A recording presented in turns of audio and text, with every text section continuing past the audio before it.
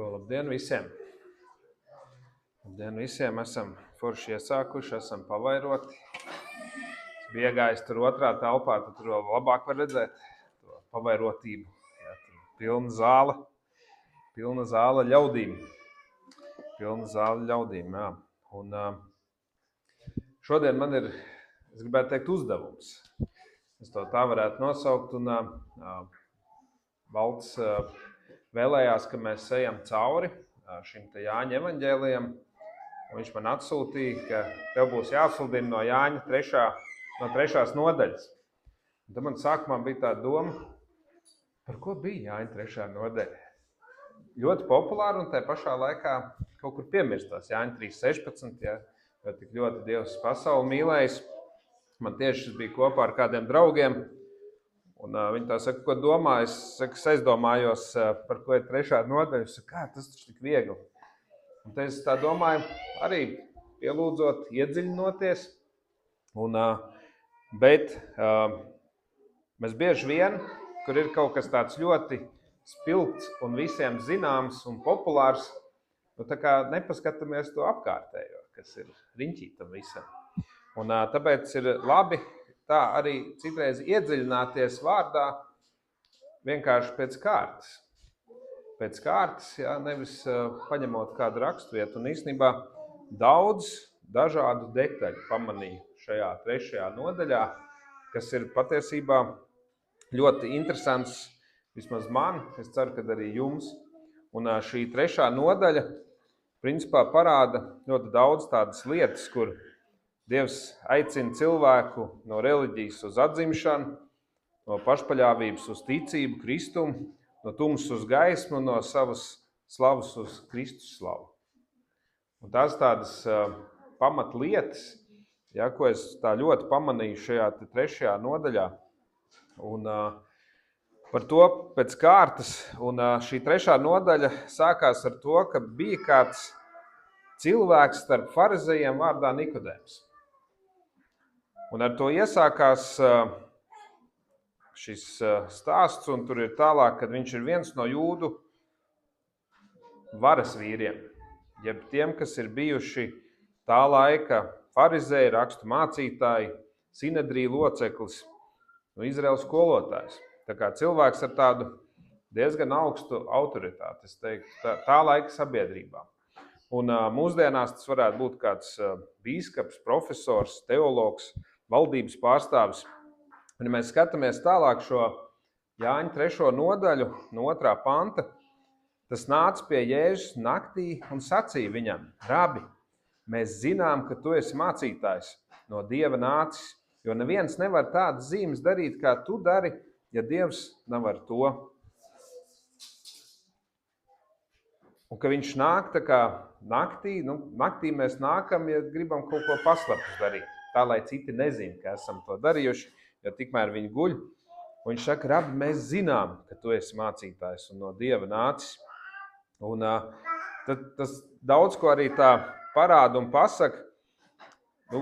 Mēs arī bieži vien cilvēki, daudzi, tā kā zinām, ja, ka Dievs eksistē, ka Kristus ir dzīvojis, ka Bībele ir patiesa. Es bieži vien arī tā jokoju kādiem neticīgiem cilvēkiem, kas uzraksta datumu uz lapas. Es saku, te jau tu apliecini Kristu Jēzu tā kā dzimušu, ja, jo mēs datumus skaitam no Jēzus Kristus dzimšanas. Un līdz ar to es saku, tu ar savu parakstu apliecini, ka Kristus ir dzimis. Tad bieži vien viņi tā kā samulst, aizdomājās, jā, bet tiešām mūsu ēra ir no Kristus dzimšanas. Katrs, kas uzraksta datumu, apliecina Kristu par dzimušu. Ja, bet šeit ir tā kā nozīme, kā tu to dari. Un arī pie šī Nikodēma līdzīgi tā padās. Un arī šī uzruna, ka mēs zinām, ka tu esi mācītājs no Dieva nācis un viss. Šādi te kādu uzrunājot, tu gaidi tā kā kaut kādu atzinību, bišķi arī, vai ne? Tā, ka tev saka, kad tu no farizējiem esi atnācis, ja tagad pie manis man apliecināt, ka Jēzus varēja būt pat priecīgs tajā brīdī, kad kāds no farizējiem ir aizskarts. Ka viņš grib arī iepazīties tuvāk. Bet Jēzus viņu tur tā baigi neuzslavē. Viņš nesaka, tu labi darīts, ka atnāc te naktī pie manis. Un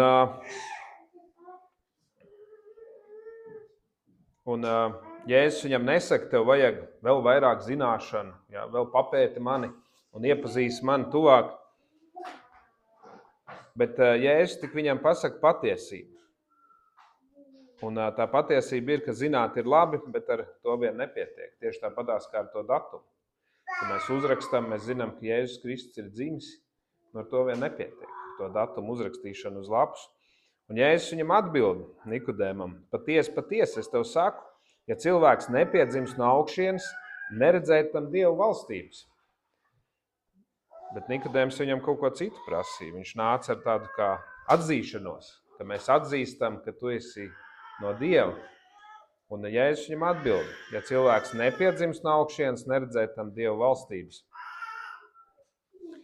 Un Nikodēms, kā jau farizejs un tā laika rakstu mācītājs, viņš grib ar prātu izskaidrot lietas, un tāpēc viņš es tā iedomājos, ka viņš nedaudz absolūti prasa Jēzum, kā cilvēks var piedzimt vecs būdams. Bet Kristus ļoti labi zina, ka Nikodēms zina. Par to es izlasīšu jums vēl nedaudz tālāk, bet Nikodēms prasa šo atbildi, kā cilvēks vecs var piedzimt vēlreiz. Vai tad viņš var atgriezties savas mātes miesās un atkal piedzimt?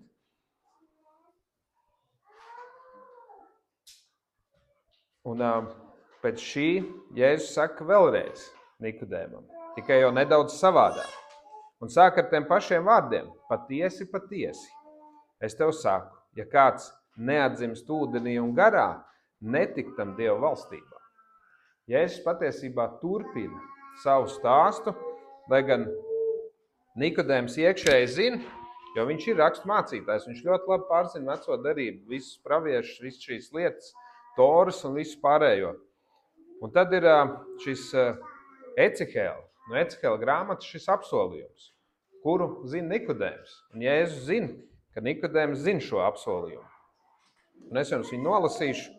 Tas ir no Ecehēla grāmatas, no 36. nodaļas, 25. 27. pants. Es jūs slacināšu ar šķīstu ūdeni, lai jūs topat šķīsti. Es jūs šķīstīšu no visiem jūsu traipiem un no visādas jūsu elku kalpības. Es jums piešķiršu jaunu sirdi un jaunu garu.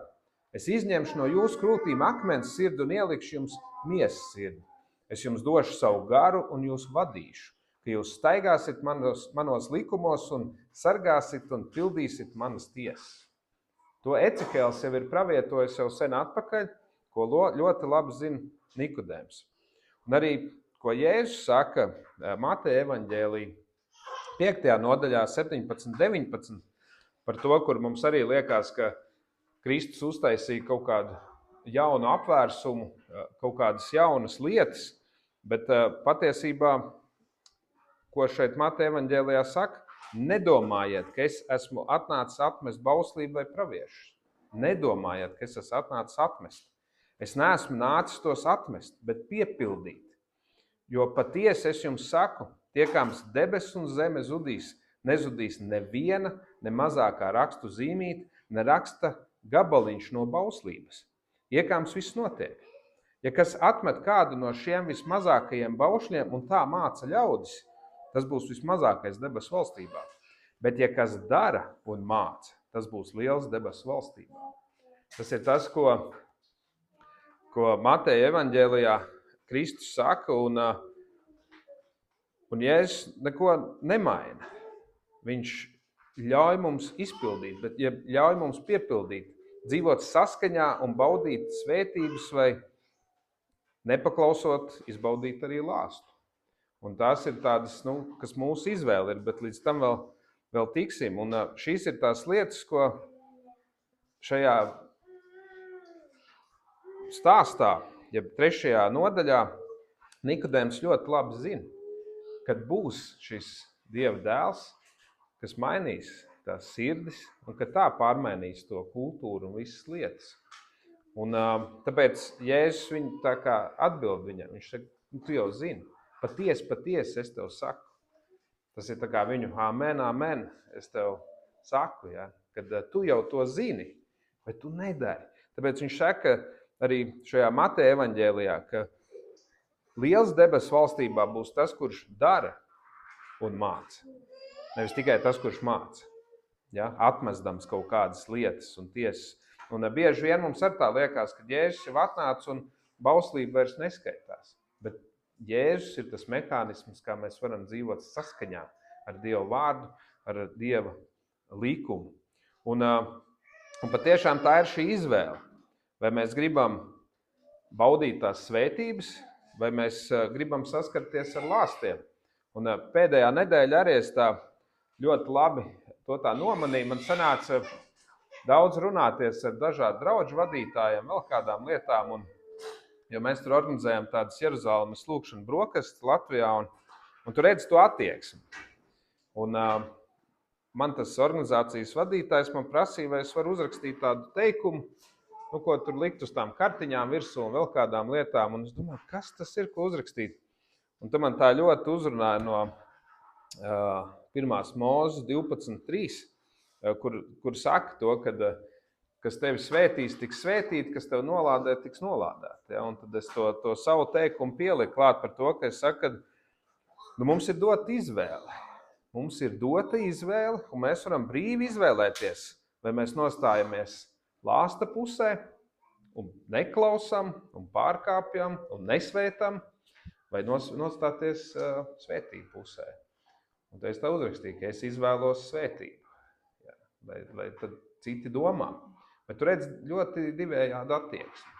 Tieši tas pats ir arī mums kā kristiešiem ar tādu divējādu attieksmi pret veco derību, pret tām lietām, kas ir mācīta, kas ir teikta. Bet Jēzus skaidri pasaka, ka es neesmu nācis atmest neko. Principā, kas atmet, tas pat ir nederīgs. Ja? Tas viss ir iedots, bet caur mani ir vienīgais veids, kā jūs to varat piepildīt. Un, ja mēs skatāmies tālāk uz priekšu, kad, ko tu mums te viņš teica, jā, un Jēzus turpina. Jēzus atbild Nikodēmam, tu esi Izraēla mācītājs un to nezini? Viņš atsaucoties uz šīm Ecehēla grāmatu, viņš saka, tu esi Izraēla mācītājs un tu to nezini? Patiesi, es tev saku, mēs runājam, ko zinām un liecinām, ko esam redzējuši, bet jūs mūsu liecību nepieņemat. Un Jēzus viņam to saka 3. reizi. Un tas, kas man tā ļoti iekrīt, ka Jēzus šeit 3 reizes viņam saka vienu un to pašu, ka patiesi es tev saku. Patiesi es tev saku. Un patiesi tas ir amen. Tā kā amen, amen. Ja, un no viņa tā tulkojuma. Un tā kā uzmundināt uz to, kas jau ir tevī, un saprast to, ka problēma nav informācijas trūkums. Kāpēc mēs bieži vien Kristu nepieņemam? Ka problēma visdrīzāk ir rakstu neizpratni tiem, kas ir tā kā tik ļoti dziļi viņus studējuši, un vislielākā problēma ir neticība dēlam. Jo Dievs jau bija apsolījis. Jau apsolījis no vecās derības šķīstīšanu, jaunu sirdi, svēto garu. Un interesanti, ka Jēzus šeit arī runā daudzskaitlī, jūs mūsu liecību nepieņēmāt. Jeb tas ir 3, 10, 11. Patiesi, es tev saku, mēs runājam, ko zinām, liecinām, ko esam redzējuši, bet jūs mūsu liecību nepieņemat. Ka viņš runā daudzskaitlī arī par citiem praviešiem, kas jau ir pravietojuši jau ilgi pirms tam. Viņš saka viņam, kā rakstu mācītājiem, kā farizējiem, tu to visu zini, bet jūs jau nepieņemat. Jūs zinat, bet nedarat. Un tālāk, ejot uz priekšu, un viņš saka šo līdzību, šo salīdzinājumu Jāņa 3, kas ir 7, 8. Nebrīnies, ka es tev esmu sacījis, tev jāpiedzimst no augšienes. Vējš pūš, kur gribēdams, un tu dzirdi viņu pūšam, bet nezini, no kurienes viņš nāk un kur viņš iet. Tāpat ir ar ikvienu, kas piedzimst no gara. Ja es saku, tu nevari redzēt, un tas ir tā nesaprotamā daļa, ko Nikodēms prasīja par to, kā tas ir atkal piedzimt no jauna. Viņš, Jēzus šeit mēģina skaidrot, ka tu neredzi vēju, bet tu redzi tā vēja darbību. Tu redzi, ko viņš dara. Es, ka stāvēju ārā slavēšanas laikā, es nezinu, vai šobrīd trīsuļo apšu lapas ik pa brīdim. Ik pa brīdim trīsuļo apšu lapas, kur augšā varam redzēt. Un tāpēc ir tāds teiciens, ko trīc kā apsas lapa, jā. Tāpēc, ka vējš viņu kustina. Ja tā ir tā svētā gara darbība, kur mēs viņu pašu neredzam, līdzīgi kā vēju, bet mēs redzam viņu ietekmi. Viņš spēja kustināt kokus, viņš lapas spēja lidināt pa gaisu, ja, un mēs redzam sekas. To, kas notiek no tā, ka svētais gars, līdzīgi kā vējš, un ja mēs pētam tur bišķi dziļāk šīs valoda īpatnības, ja, tad ar to pašu vārdu arī apzīmē gan vēju, gan garu, ja, gan dvašu. Un tas ir viens vārds, ko bieži vien arī lieto oriģināla tekstā. Un tieši tā ir ar svēto garu. Neviens nevar radīt sev jaunu sirdi. Tas ir neiespējami. Tu nevari tagad gribēt un sev radīt jaunu sirdi. Un šī jaunpiedzimšana nav kaut kāda pašpilnveidošanās, tu arī to nevar izdarīt. Tā ir Dieva darbība cilvēkā. Tu neredzi, bet notiek, un tad redzi šīs sekas, ja tu redzi šo izmainīto dzīvi un augus. Tāpēc ir svarīgi, ka mēs laižam sevi iekšā svēto garu, ka mēs ļaujam svētajam garam strādāt pie mūsu sirdīm. Tāpēc ir arī vēl raksturvietas, ka mēs nenocietinam savu sirdi. Ja, kad Ecihēls jau bija pravietojis, kad nāks un mainīs tās sirds, bet mums kā cilvēkiem ir atkal izvēle. Vai mēs gribam dzīvot tajās svētībās, vai baudīt lāsta sekas, ja, tā es tev gribētu teikt. Un tāpēc ir tik svarīgi ļaut svētajam garam ienākt mūsos un ļaut mainīt to mūsu sirdi. Ka mēs varam mainīties no godības uz godību, no svētības uz svētību, no dienas uz dienu, ka mēs izmainamies. Zinu, ka es vīru vakaros vienmēr saku kaut pa milimetru, bet ka mēs no šī vakara izejam kaut drusciņu izmainīti. Tas ir mērķis, kaut pa milimetru, bet tu būsi izdarījis. Ja? Jo svētais gars pūš, bet tu vari apsas lapa nevar izvēlēties, viņu purina. Bet mēs kā cilvēki varam izvēlēties, mēs varam nelaist svēto garu sevi iekšā, mēs varam vienkārši stāvēt dzelzītī un viss, šeit nekustēšos. Un tāds pats iziet ārā. Un tāpēc ir svarīgi, kad katrā reizē, kad mēs saskaramies ar svēto garu, ka mēs ļaujam mainīt šo savu sirdi uz miesas sirdīm, un pēc tam tās sekas būs redzamas. Sekas būs redzamas šajos te augļos, kas pēc tam parādīsies mūsu izmainītajās dzīvēs. Un arī, lai Nikodēms labāk saprastu, pārlecot pāri kādām lietām, kur Jēzus aiziet pie Mūzes bauslības, ja, jeb pāriet pie šī stāsta, kas ir Mūzes 4. grāmatā, 21. nodaļa, kur ir stāsts par šo čūsku, stāsts par vara čūsku, jā. Un šis stāsts 4. Mūze, 21. nodaļa, 5. 6. pants, jā, kur tauta kurnēja pret Dievu un pret Mūzu, kāpēc jūs mūs esat izveduši no Ēģiptes, lai mēs mirtu šeit tuksnesī, mums nav maizes un nav pat ūdens, un mūsu dvēselēm riebi šī bada maize. Un tas kungs uzsūtīja tautai dzēlīgas čūskas, tā sakot tautu, un daudz no Izraēlas tautas nomira. Tas bija tas, ka mēs arī kaut kur kurnam, priekš kam es šito darīju, kāpēc es vispār te braucu uz dievkalpojumu, būtu labāk mājā tur šito vai to darīs. Ja? Un tad ir bieži vien arī Izraēls šajā brīdī izvēlējās lāstu. Un Dievs pieļāva. Un tas bija viņu kurnēšanas dēļ. Dēļ viņu tās kurnēšanas, kāpēc mēs vispār te nācām. Kādu jūs gribētu brīvību? Es jums devu brīvību. Un ko izgājāt brīvībā? Un tagad, ko man te riebjās šitā bada maize, ja? Bet tu esi brīvs. Bet jāsāk darīt lietas, ir jāveido. Nu, viņš saka, jūs varējāt pāris dienās pāriet pār tam tūkstnesim, bet nē, nobijāties. Aizsūtījāt divus, Jozua un Kālebu. Viņu teica, Kālebs teica, viņš pat pēc tiem 40 gadiem vēl teica, viņš saka, manī tā deksme nav nekur pazudusi, es esmu gatavs iet tur iekšā, nebaidīties no tā, šķērsot Jordānu un iet iekšā apsolītajā zemē. Bet, diemžēl, viņiem tas paprasīja 40 gadus tajā tūkstnesī, bada maizē dzīvojot, un tad ik pa brīdim viņi šādi te sacēlās. Un tad, kad viņi saprata, ka tā tauta sāk mirt, tad kas atliek, kad esam ziepēs vai peļķē, tad ir jāpaceļ tā galva uz augšu un jāsauc uz Dievu. Kad ir tāds arī teiciens, kad esi dubļos, es teikšu, līdz kaklam, tad galvenais nenokar galvu, bet pacēl viņu uz augšu un sauc uz debesīm. Neiemērst to seju tajos dubļos. Un šī tauta dara tieši tāpatās. Tauta nāca pie Mūzes un sacīja, mēs esam ar saviem vārdiem grēkojuši pret to kungu un pret tevi. Lūdz to kungu, lai viņš mums atņem tās čūskas.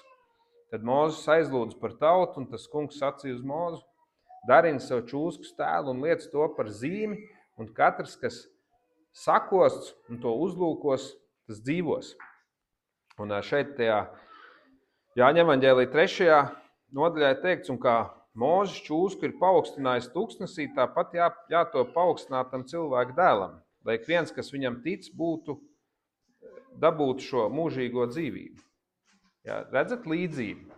Tāpēc Jēzus arī šeit atsaucās uz šo Mūzes grāmatu, kad tas ir tāpat, ka Dievs arī, tad, kad viņi nožēloja un teica, Dievs lūdzu dari kaut ko, man ir tik slikti, ka es no šiem dubļiem netiek ārā, tad Dievs nepaņēma nos dubļus.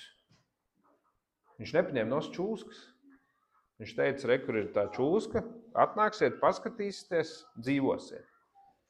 Un arī mums ir Kristus, uz ko skatīties, uz ko raudzīties, ko pielūgt, kā iegūt šo dzīvību. Jo Dievs nepaņem nost grēku, Dievs nepaņem nost visus kārdinājumus un lietas, bet viņš saka, ja tu gribi dzīvot, skaties uz krustu, skaties uz Jēzu Kristu. Tieši tāpat kā Mūzes laikā. Viņš teica, es nenoņem čūskas paliek. Bet ja tu gribi dzīvot, esi sakosts, esi cietis, tad pieej un paskaties uz to čūsku. Tādēļ Kristus vēlreiz atsaucās. Jo Nikodēms ir rakstu mācītājs. Viņš ļoti labi pārzina. Es domāju, ka tajā laikā viņi no galvas zināja šīs te visas rakstu vietas un kad to tā kā prasīja.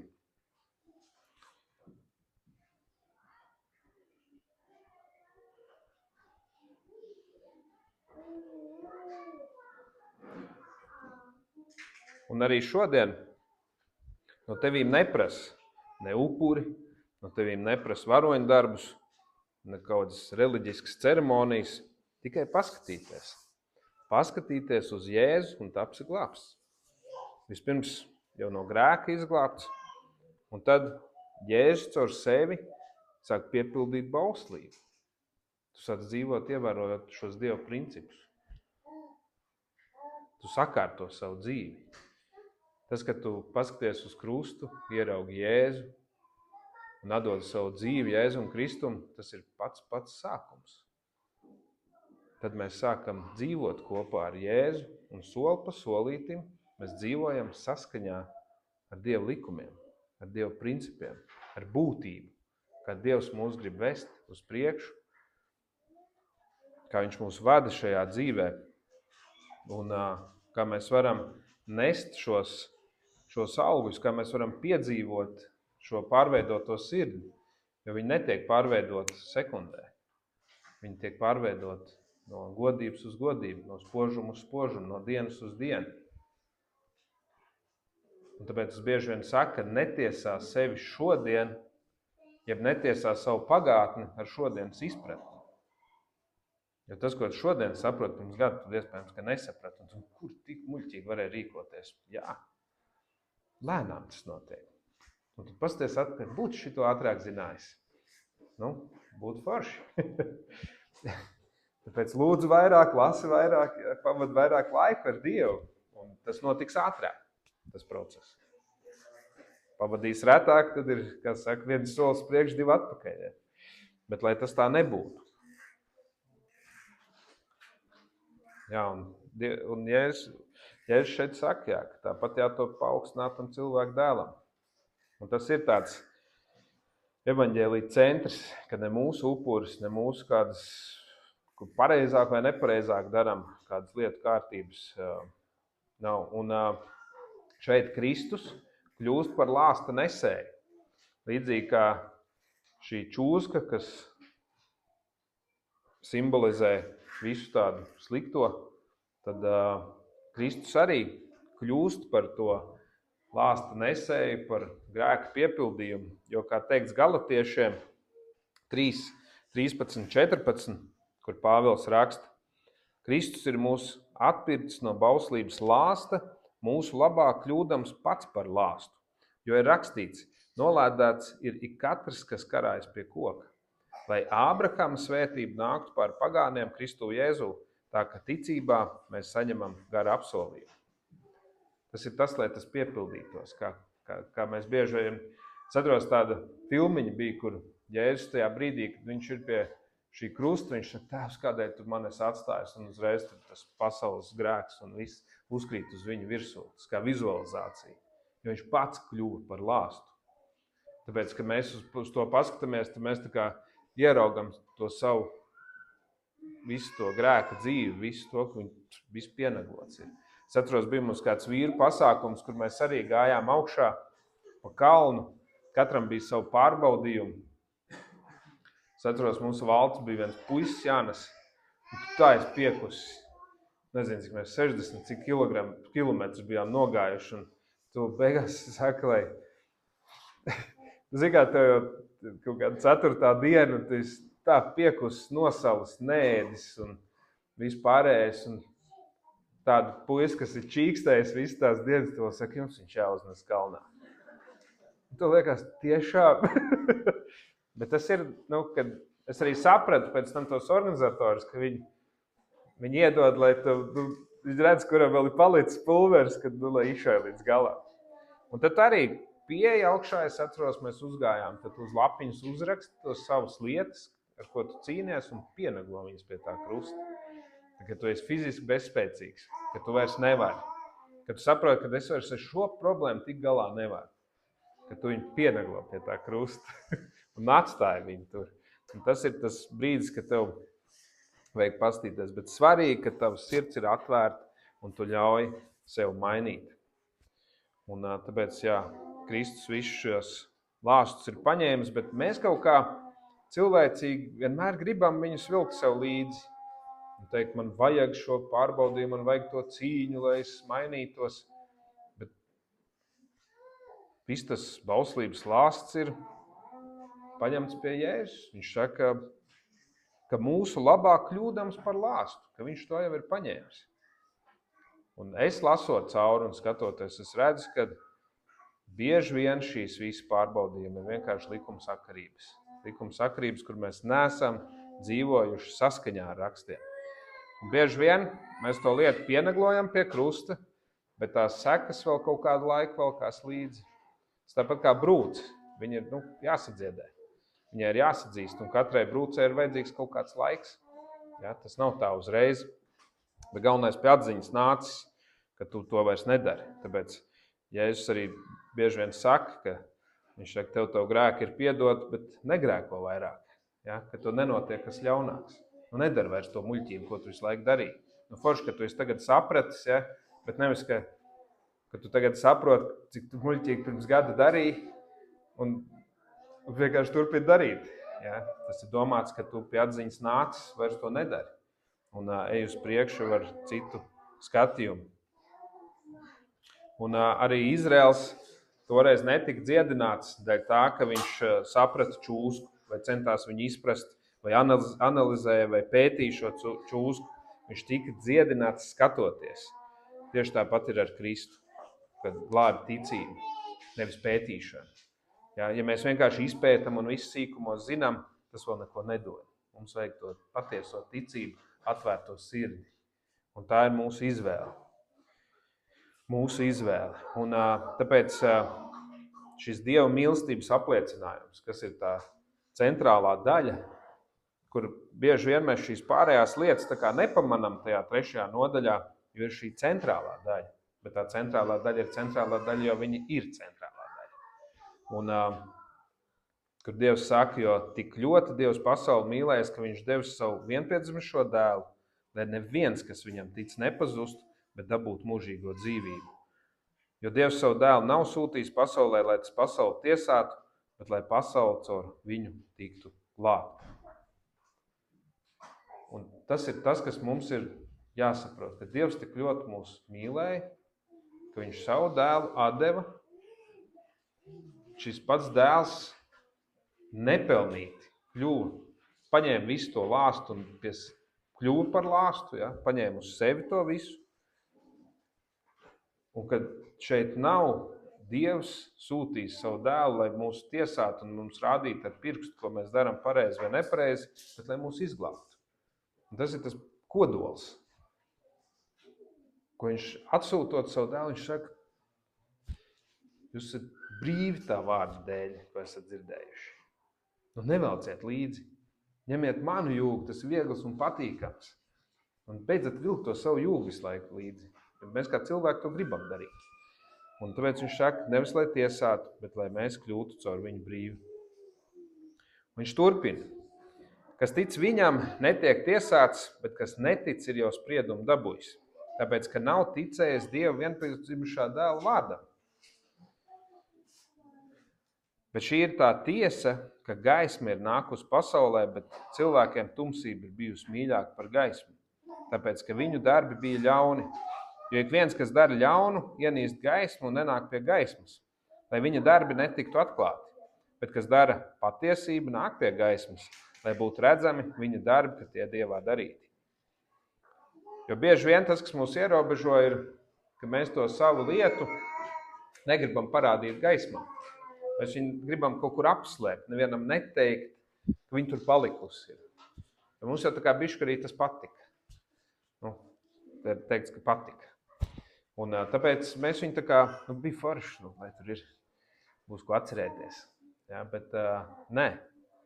Dievs saka, nes viņu gaismā, pienaglo viņu pie krusta, uzrakst uz lapiņas, pieliec pie krusta, atdod to. Tāpēc saka, cits citam izsūdzēdami savus grēkus. Kāpēc ir tās grēksūdzes un kāpēc vēl tās lietas? Tāpēc, ka cits citam izsūdzēdami savus grēkus. Nesiet gaismā. Nesiet gaismā, un tas, ko apspīdē uz gaismu, kļūst par gaismu. Ja? Un viss, un to vairs nevar neko pārmest. Tu esi viņu pacēlis gaismā, un viss. Tu esi brīvs ar to. Un tie, kas dara patiesību, nāk pie gaismas, lai būtu redzami šie darbi. Un visi darbi jau pēc tam, kas ir Dievā darīti, tie jau būs labi un patīkami. Tiem jau mēs tad varam jau rādīties. Bet arī tie, kas ir tumsā darīti, kad viņi arī ir jānes tajā gaismā, lai apspīdētu. Un tas ir tas, ko šeit arī pasaka, kad bieži vien mēs to nedaram. Ka tā tumsība ir bijusi mīļāka un lai jau paliek.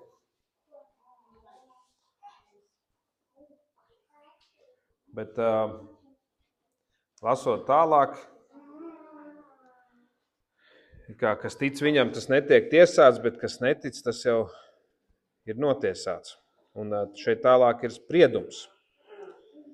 Spriedums, tas ir gan jaunajā tulkojumā, viņu sauc par spriedumu, gan angļu versijās, 65. gada tulkojumā, bet šī ir tā tiesa. Tā kā var skatīties abos, bet šī ir tā tiesa, ka gaisma ir nākusi pasaulē, bet cilvēkiem tumsība ir bijusi mīļāka par gaismu, tāpēc, ka viņu darbi bija ļauni. Un ik viens, kas dara ļaunu un īst gaismu un nenāk gaismā, lai viņa darbi netiktu nosodīti. Un tā ir tā patiesība, kas ir. Nu, tu negribi, lai nosoda tevi. Tāpēc tu negribi nākt gaismā. Tāpēc man šis liekas precīzāk iztulkots. Jo mums tas nosodījums ir tas, kas mūsu egoismam ir visgrūtākais. Ka man tagad nosodīs par manu rīcību. Es jau tā vairs nedomāju, bet tāpat man nosodīs par manu veco rīcību. Un tāpēc mēs viņu atstājam apslēpt. Un tāpēc Kristus saka šeit, ka mums tam ir jātiek pāri. Tas ego ir jāsalauž un jāizdara.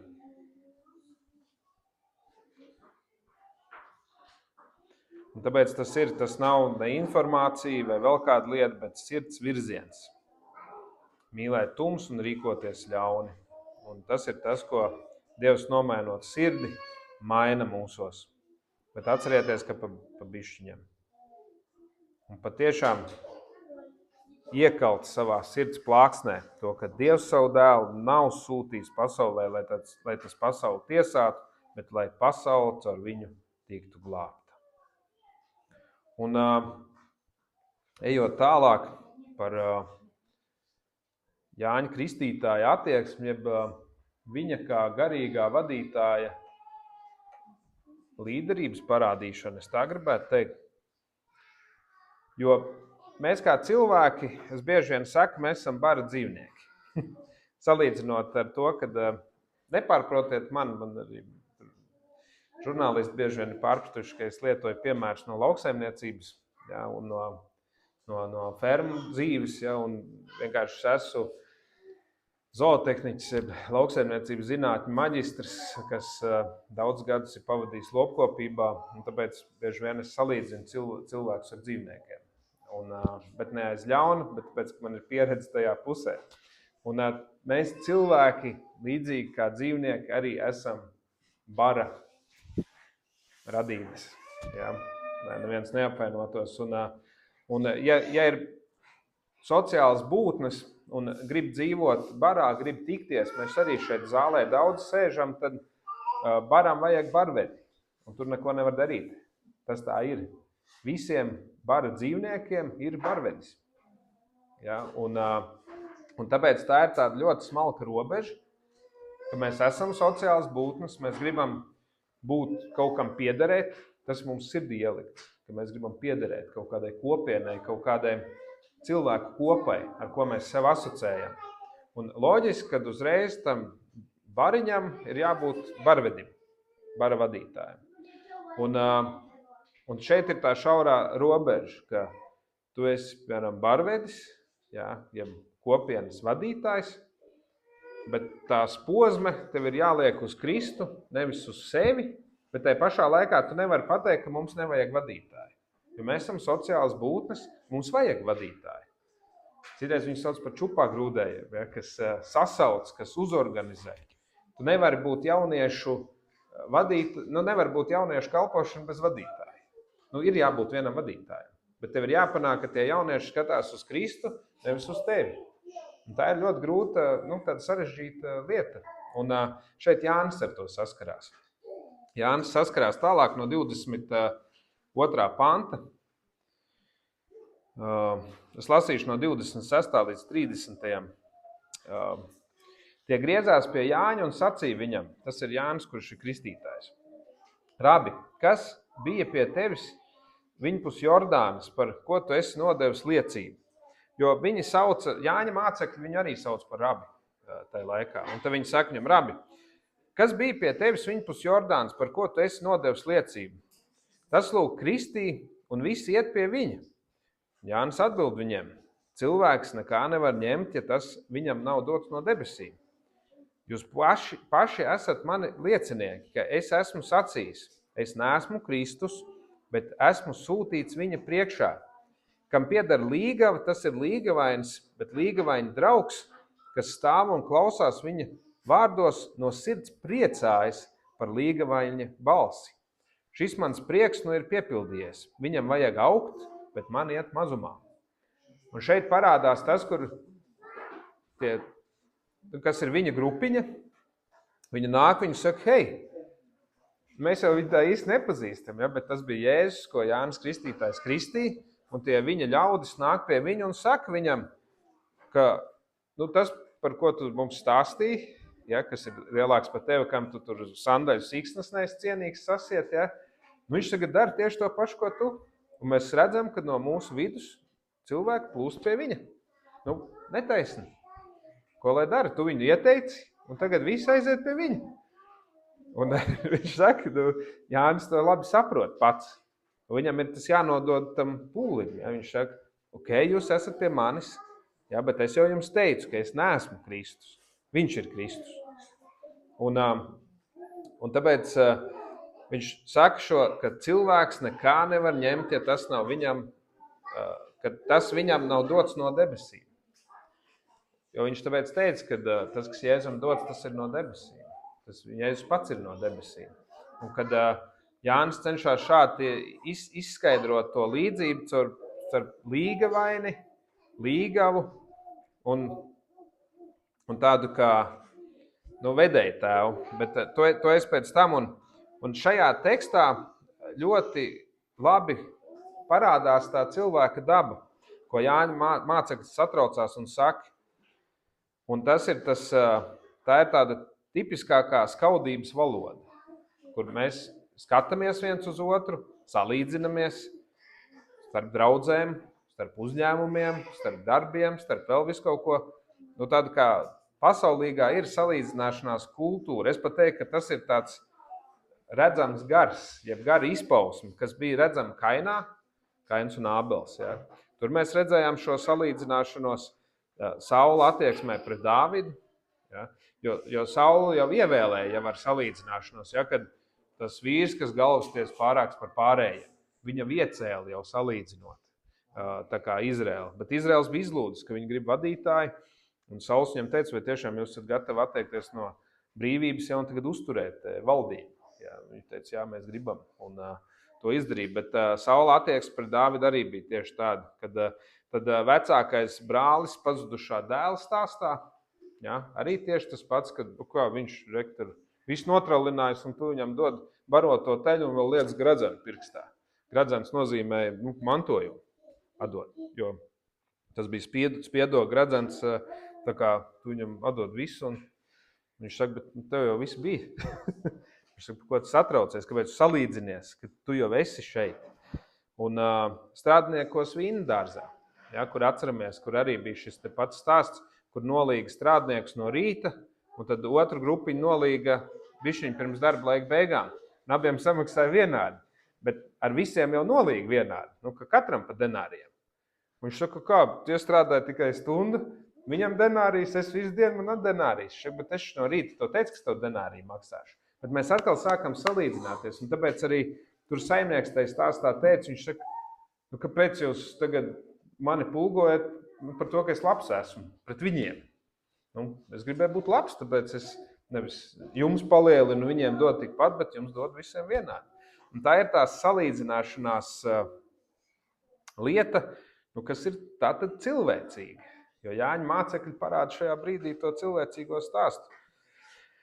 Jā, miesu pašu kā tādu, un cilvēks pats nespēja ņemt neko, ja vien tas nav dots no debesīm. Bet tomēr tas nenozīmē pasivitāti. Ja? Kad mēs tagad, kā arī, kas ir līderi, kad tas būtu tāda pasivitāte, ja, kad nekas nav jādara.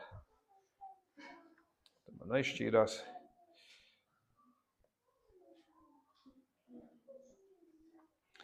Jo tas, ko Jānis saka, ka cilvēks pats nespēja ņemt neko, ja vien tas nav dots no debesīm, tas nav tā, ka tu vienkārši te nostājies un gaidi, ka Dievs man iedos tādu svaidījumu, lai es te visu izdarītu. Tā kā tagad pats viss no sevis notiks, jo tas man ir dots no debesīm. Mums ir jāstāsta Bībele kontekstā, un šī te Salmana pamācība no 21. nodaļas, 31. pants, zirgu gan sakopi kaujas dienai, bet uzvar nāk tikai no tā kunga. Ja? Mums ir jāsakop zirgs. Mums ir jāizdara labākais, ko mēs spējam. Mums ir jāsapoš šie rati. Lauks ir jāuzvar. Sēkli ir jāiesēj. Tev ir jāizdara labākais, ko tu vari izdarīt, lai iegūtu ražu. Tev ir jāsagatavos prediķis. Nebūs tā, ka tu tagad te nostāsies un atver mutu un gaida ņemat. Tev ir jāsagatavo. Tev ir jāpameklē informācija, tev ir jālasa Bībeli, tev ir jālūdz. Tev ir jāsagatavo sirds, lai tu varētu nodot to informāciju. Bet nevis tagad es nesagatavojos, viegliprātīgi atnāku un es jums tagad stāstu. Kopā izlasīsim. Kā gars vadīs, tā katrs sapratīs. Nē, man ir dots uzdevums. Un es no savas puses izdaru labāko, ko es spēju, un Dievs pievieno. Dievs darbojas caur to un lieto. Un tā ir tā kopdarbība. Ja? Bet tu nevari vairāk, kā tev Dievs ir uzticējis. Ja? Tā kā šīs lietas saliekot kopā. Un tāpatās ir uzņēmums jāvada, ir jādarbojās arī pēc šāda principa. Gan darbā, gan mājā, gan arī laulībā ir jāizdara labākais, ko tu spēj. Un tad Dievs gan jau darīs, palīdzēs tev salikt visu pārējo. Bet uzvara nāk no Dieva. Un pāri visam, visos laikos un visās lietās, ka viņam vajag augt, bet man iet mazumā. Tas ir tas princips, kad tādā veidā tu no spožuma arī audz un attīsties. Un tas, ko es laik domāju, ko Jānis ir domājis ar šo te līgavas un līgavaiņu. Kāpēc līgava? Jo Jānis nesaka, kāpēc līgava nepaliek pie manis. Jā. Viņš to neuzstāja. Un tāpēc viņš uzreiz par tām līgavām, jo viņš saprot, ka draudze ir Kristus līgava. Un Kristus ir tas līgavainis, jā, no šīs līdzības. Un Jānis nestraucās, kāpēc līgava nepaliek pie manis, bet dodās pie Kristus. Viņš saprot, tas pareizi. Tā tam ir jābūt. Bet viņam savs pulciņš ir jāvada. Un viņš priecājas. Un tieši tāpatās, es tā savilku, ka arī vedēja tēvs, ja tas draugs, bieži vien tas draugs ir vedēja tēvs Latvijas izpratnē.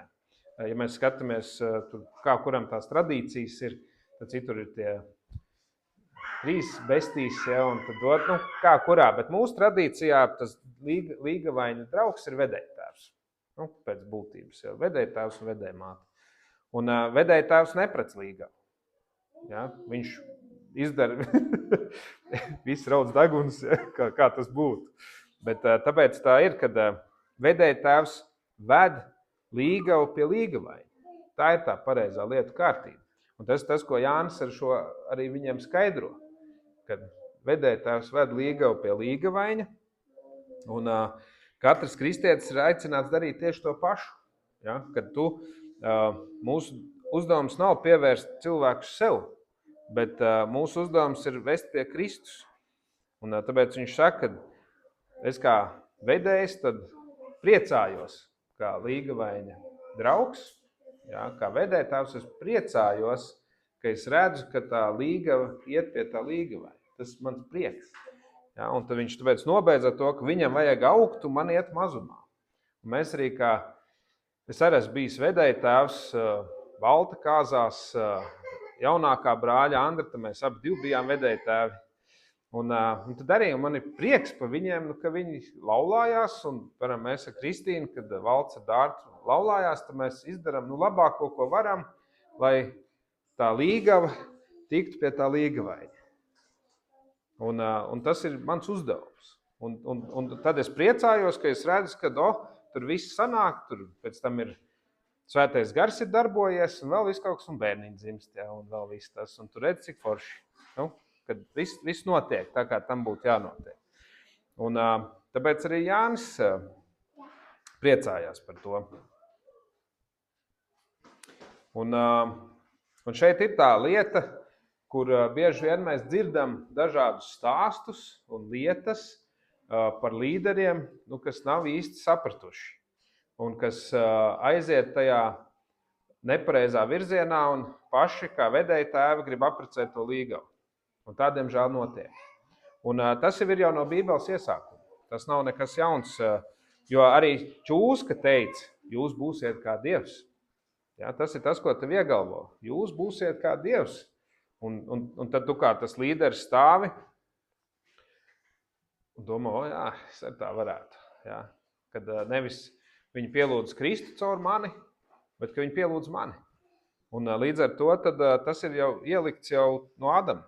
Ja, kad viņš saka, jūs būsiet kā Dievs, jūs varēsiet zināt, izprast, jums tur visi paši varēsiet tur veidot un darīt. Un tāpēc Jānis skaidri arī pasaka, lai Dievs kļūst, lai Jēzus kļūst lielāks.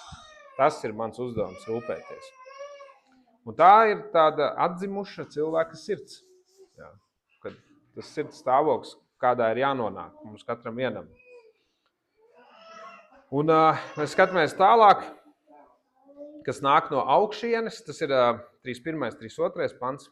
Kas nāk no augšienes, tas ir par visiem.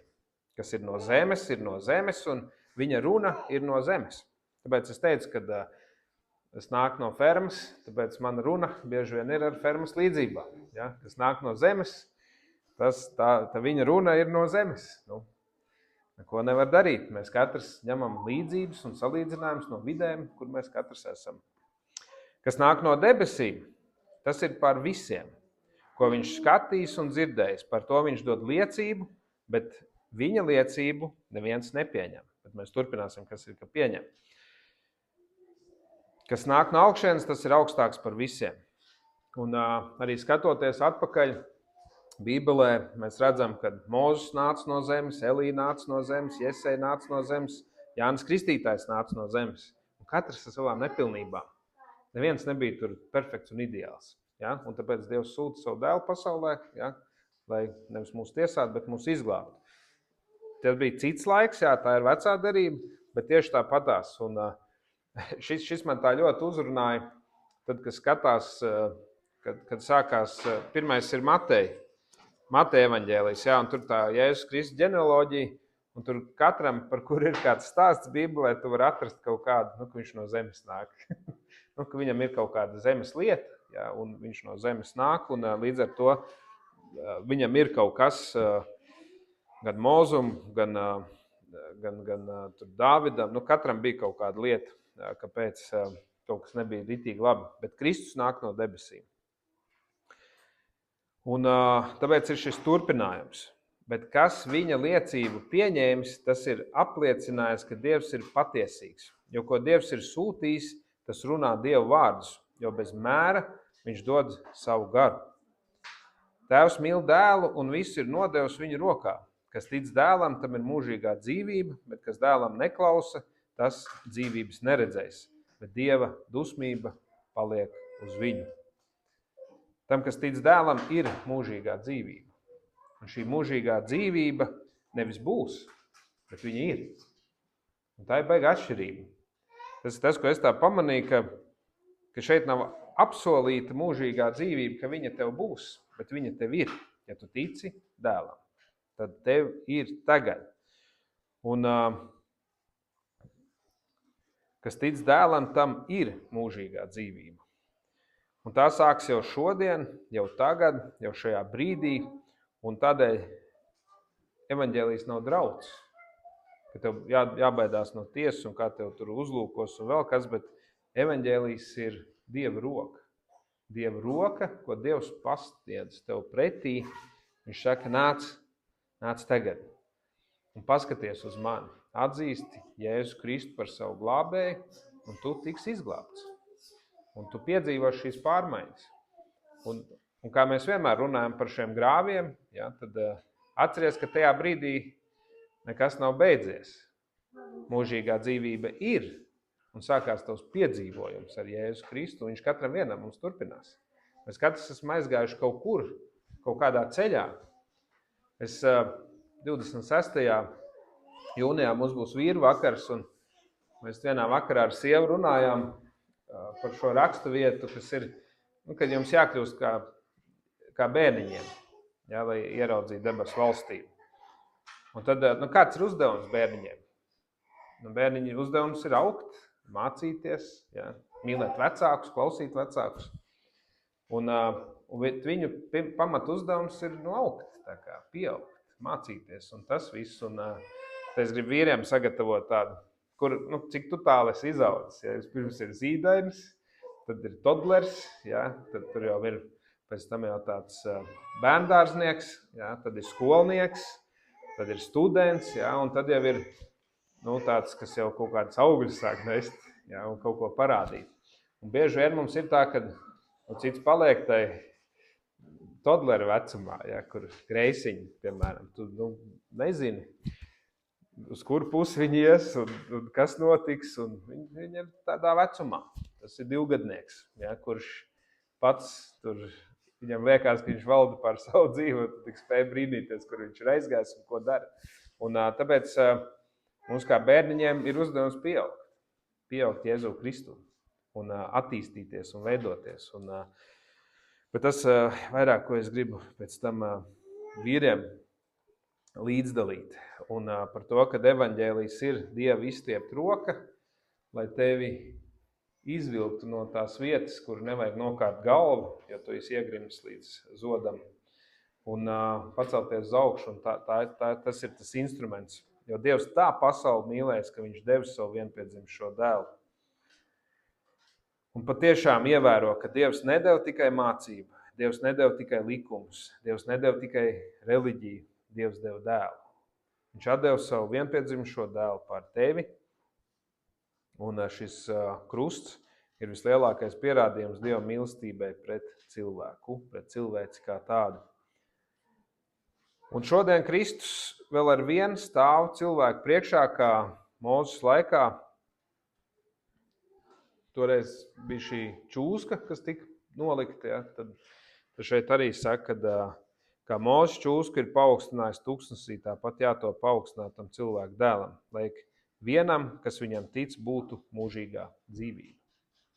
Tāpēc viņš tur ir paaugstināts, tāpēc mums uz viņu ir jāpaskatās. Dievs nenoņems nos ne problēmas, ne slimības, ne vēl kaut kādas lietas, kas pasaulē apkārt klīst. Bet viņš ir nolicis šo glābjošo dēlu, lai tu uz viņu paskatītos. Un to šī 3. nodaļa skaidri arī pasaka. Un ik viens, kas skatās uz viņu ticībā, un šeit es gribu izcelt vārdu ticībā, tas dzīvos. Un tā ir tā atšķirība, ko mēs panta sākumā sapratām, kāpēc Jēzus 3 reizes Nikodēmam saka, patiesi, es tev saku, kad starp ticību un reliģiju ir ļoti liela atšķirība. Starp zināšanu un ticību ir ļoti liela atšķirība. Tas, ko Jēzus Nikodēmam centās izstāstīt. Viņš saka, tu zini, bet tev vajag arī ticēt. Tu ļoti labi zini. Tu zini gan no tā stāsta, gan no tā stāsta, bet atver acis un ieraugi. Šeit es esmu. Es stāvu jūsu priekšā un klaudzinu. Kas atvērs durvis, tas ies un izies un atradīs ganības. Ja? Un tur būs dzīvība un tās būs pārpilnā. Tas, ko Jēzus mums saka. Un patiešām, ik viens, kas skatās uz viņu ticībā dzīvos, ik viens, neatkarīgi no pagātnes, neatkarīgi no kļūdām, jo viņam vajag augt un mums iet mazumā. Tas vienalga, kas ir bijis. Viss, kas ir bijis, ir pagājis, viss ir tapis jauns. Un patiešām arī šī 3. nodaļa skaidri parāda, ka nav lielāks uzvārs kā tad, kad cilvēks no tumsas iznāk gaismā, no nāves ieiet dzīvībā un no sevis pievēršas Kristum. Tas, ko Jānis teica. Viņš saka, ka tu no sevis vari pievērsties Kristum. Un tad jau tā matemātika ir vienkārša. Kristus piepilda bauslību, un ja tu esi Kristū, tad tu līdz ar viņu. Un tu vari baudīt svētības, ko Dievs mums ir sagatavojis. Lai Dievs jūs bagātīgi svētī. Amen.